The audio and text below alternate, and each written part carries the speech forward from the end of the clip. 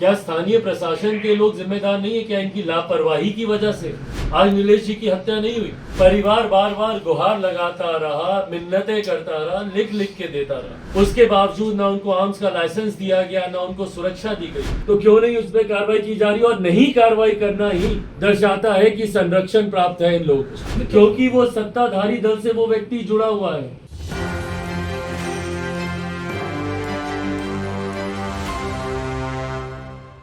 नमस्कार, मैं शुभम प्रेरणा, आप देख रहे हैं एक न्यूज 24। नीलेश मुखिया हत्या मामले पर सियासत तेज है और बता दें कि इसमें बिहार के बढ़ते क्राइम ग्राफ को लेकर भी सवाल उठने शुरू हो गए हैं। और इसी कड़ी में बता दें कि बिहार फर्स्ट, बिहारी फर्स्ट का विजन रखने वाले लोक जनशक्ति पार्टी रामविलास के राष्ट्रीय अध्यक्ष यानी कि चिराग पासवान आज पटना के कुर्जी में पहुंचे, जहां पर नीलेश मुखिया के परिवारजनों से उन्होंने मुलाकात की है। साथ ही उन्होंने परिवार से मिलकर उन्हें सांत्वना भी दिया है। आपको बताते हैं कि चिराग पासवान क्या कुछ कह रहे हैं, चलिए वीडियो के माध्यम से खुद ही सुन लीजिए। उन लोगों के पास हथियार चले जाते, उनको हथियार के लाइसेंस भी मिल जाते हैं प्रशासन के माध्यम से, पर जिनके ऊपर खतरा है वो निरंतरता में आवेदन देते रहते हैं। स्थानीय जनप्रतिनिधि भी उनके बारे में कहते रहते हैं, पर स्थानीय प्रशासन को उनको आर्म्स लाइसेंस देने में दिक्कत होती है या उनको किसी भी तरीके की सुरक्षा मुहैया नहीं कराई जाती।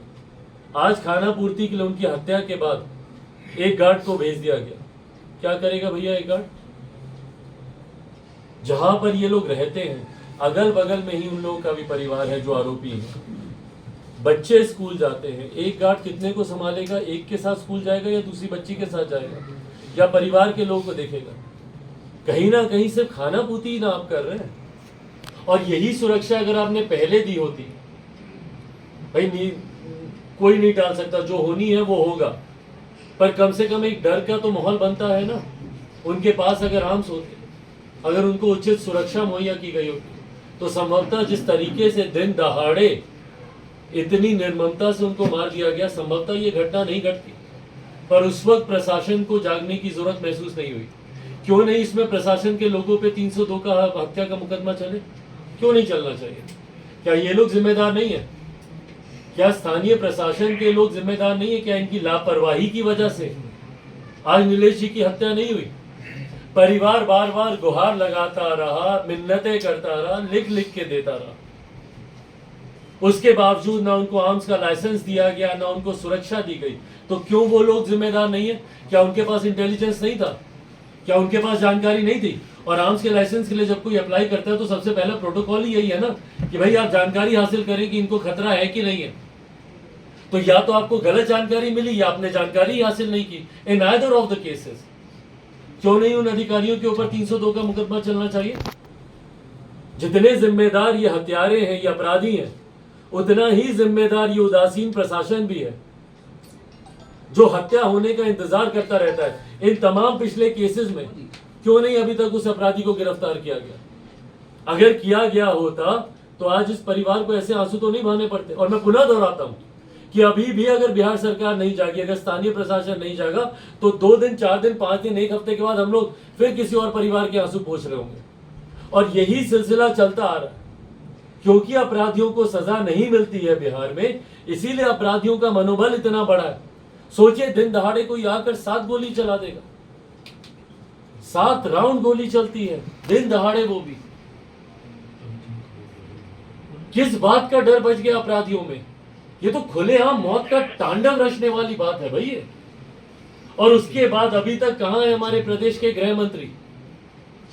भाई मुख्यमंत्री जो प्रदेश के गृह मंत्री भी हैं, उनके पास इतनी फुर्सत है कि वो मुंबई जाने की तैयारी कर रहे हैं कि वहां पे उनको संयोजक बनाया जाए, नहीं बनाया जाए, पर उनके पास इतनी फुर्सत नहीं है कि वो यहां पर आए।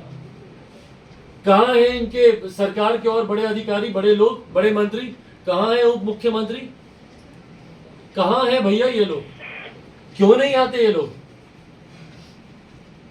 भाई परिवार से जब तक आप मिलिएगा नहीं, सच्चाई आप जानिएगा नहीं, और जब तक सच्चाई आपको पता नहीं चलेगी तो उसमें कार्रवाई आप कैसे करेंगे?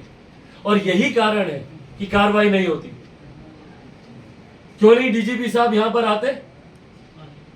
क्यों? क्योंकि उनके लेवल का केस नहीं है ये। क्या आए थे जब डीजीपी बनकर, जब वो आए थे तो बिहार के लोगों को यही ना विश्वास दिला रहे थे कि यहां पर अब एक अमन शांति का माहौल रहेगा।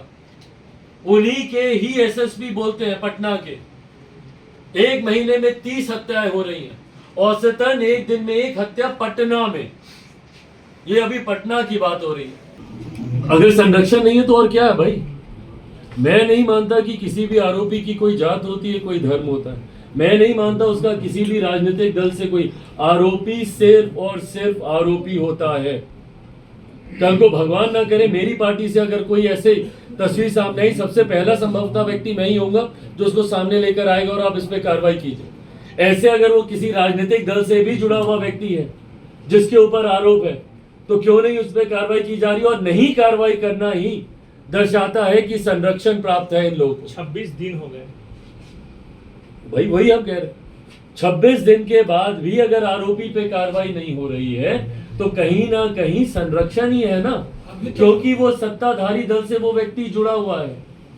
इसीलिए आप उस पर कार्रवाई नहीं करना चाहते हैं या करने से आप डर रहे हैं। कारण जो भी हो, आप अपराध को तो बढ़ावा दे ही रहे हैं। इसीलिए जब जंगल राज कहा जाता है, इसीलिए जंगल राज कहा जाता है क्योंकि ऐसे राजनीतिक दल हैं सत्ता में जिनके पार्टी से जुड़े हुए लोग ऐसी घटनाओं को अंजाम देते हैं और उसके बाद उनके ऊपर कोई कार्रवाई नहीं हो। जैसा कि आपने सुना कि चिराग पासवान नीलेश मुखिया के परिवार से मिले हैं और साथ ही उन्होंने सांत्वना और दुख भी व्यक्त किया है। और सबसे बड़ी बात कि चिराग पासवान ने बिहार के बढ़ते क्राइम ग्राफ को लेकर भी सवाल खड़े किए हैं और साथ ही इस पूरे मसले पर उन्होंने ये कहा कि जिस तरीके से बिहार में क्राइम ग्राफ बढ़ते जा रही है, इस पर ध्यान देने की जरूरत है। सरकार को इस पर मौन नहीं रहना चाहिए, इस पर तुरंत ही कार्रवाई होनी चाहिए। फिलहाल इस वक्त की खबर में इतना ही, और भी ऐसे ही तमाम वीडियो अपडेट्स के लिए बने रहिए हमारे साथ और देखते रहिए हमारा चैनल एक न्यूज़ 24। हमारे चैनल को लाइक कीजिए, सब्सक्राइब कीजिए, कमेंट कीजिए। हमारे वीडियोज पसंद आते हैं तो शेयर जरूर कीजिए। धन्यवाद।